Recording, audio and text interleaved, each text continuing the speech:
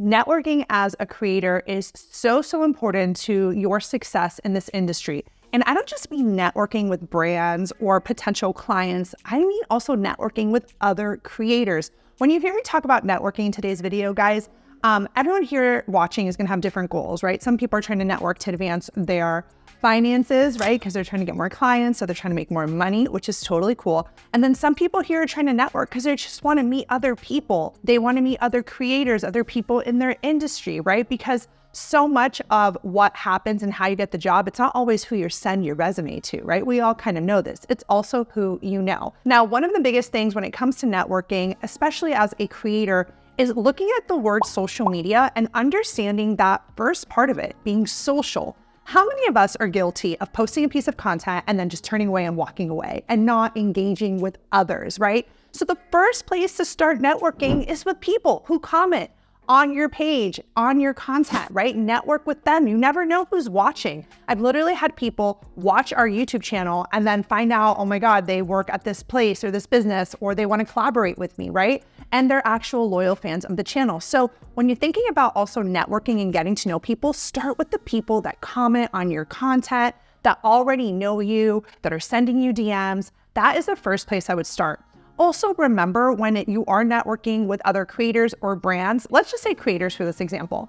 Let's just say you're a New York-based creator. Go on Instagram and literally type in that keyword, NYC creator. See what pops up. See other NYC creators. Comment on their stuff, like their stuff, right? Build that sort of engagement rapport so that they then look at your profile and they're like, oh, she's also in New York, or he's also in New York. He's also a videographer. Then you guys start commenting naturally, right? A big part of networking is not like forced energy. It's just creating those natural relationships. So you can do this using keywords on social. You can also look for specific brands. So if you wanted to type in a category like travel luggage because you want to network with travel luggage companies, okay, go ahead and do that. Now, when we are thinking about brands and networking, and I know we're talking about social media platforms, I would definitely consider LinkedIn as a top place to network on the brand side. Not so much the creator side. Again, you can find success in any platform, but I feel like if you are a creator that creates on Instagram, right? Network with other creators that create in the same space that you create on, or if you're on YouTube or whatever, but use LinkedIn for that great brand networking, right? Commenting on their stuff. Again, engaging with them. So it's not just like, oh, I pitch to you when I want something. So you're actually kind of warming up the oven, right? And we talk a lot about this in my pitching program, just like how before you even pitch, you may want to like warm up the lead. And networking online is a great way to even get started with that. So the first place you should be starting is on social media. You could literally dedicate 15 minutes a day to just be like, I am going to comment, engage, and network with either brands or other creators / collaborators that I want to collab with. Because here's the thing, networking with creators is so powerful in so many ways. And the things that come to mind, one, collaborative posts. Even just posting together grows your audience. They see your followers, you see their followers, and it's just kind of like a total boost, right? So when you do collab style posts, this grows your channel. This helps you get new followers, a new audience, new people that you can serve. Another thing that I see happen a lot when creators network is like, oh, if a creator can't take a brand job because they're traveling or something, they're going to message their friends like, oh, but I have someone I can recommend. I know being on the brand side, if I really wanted to work with a creator and he or she couldn't work with me, I would ask them, do you have any recommendations? Because I feel like if I want to work with you, you probably know someone in your same vibe and sphere. And that's why having friends in the creator world that are other creators is so helpful, because you will get recommended. Now, this leads to my second topic, which is obviously in-person events, right? There's tons of different events in person in your industry. Now, if you are a creator that is looking to network with more creators, build bonds of friendship, you may have seen our announcement video all about Creator Wave. This is our first ever in-person creator retreat that we are hosting here at Sidewalker Daily aboard Virgin Voyages. We're going to be traveling this summer, you guys. We're going to Mexico. We're going to the Bahamas. We're going to be learning together, dining together. We're going to be networking together. So again, if this is something that has been on your mind, you're feeling kind of like, I need a change. I need some excitement. I need to meet other people like me. Definitely check out more info on Creator Wave. but go ahead and check out the link below to learn more. Now, you don't have to limit yourself to only creator events, you guys. You can go to industry events. So what do I mean by that? There are going to be conferences and workshops that are just for creators. And then there's going to also be like industry trade events. So for example, the Travel and Adventure Show, right? There may be people on the trade side, on the B2B side, but it doesn't mean it's not a good opportunity for you to still get in there, see what your industry is like, see what brands are exhibiting at these events. Because here's the thing. Once you start treating this like a business and you start understanding that you need to put yourself out there, meet more people, it kind of all comes together. Now, we briefly talked about creators collaborating with each other, doing collaborative posts, for example, on Instagram. But you guys, you can do this on your podcast. You can do this on Instagram. You can do this on, YouTube, where you interview another creator and they interview you, right? You can do it as a blogger where you guys kind of like, again, link each other. The idea here, whether you're doing an IG live together, is to get comfortable being uncomfortable. So what do I mean by that? It's kind of awkward in the beginning to go to another creator and say, hey, can I interview you? Or like, can we collab together? Because people are shy. But remember, everyone started out. And if you don't shoot your shot, you're not going to get it. So pitching isn't always about pitching brands. It's about pitching other creators too. So I always say, one of the best places to start when you are pitching other creators, look at creators in your niche. Look at creators like that are kind of either, if you're just starting out, look at other creators that are just starting out. If you're kind of somewhere in the middle, look at someone that's kind of in your zone as well.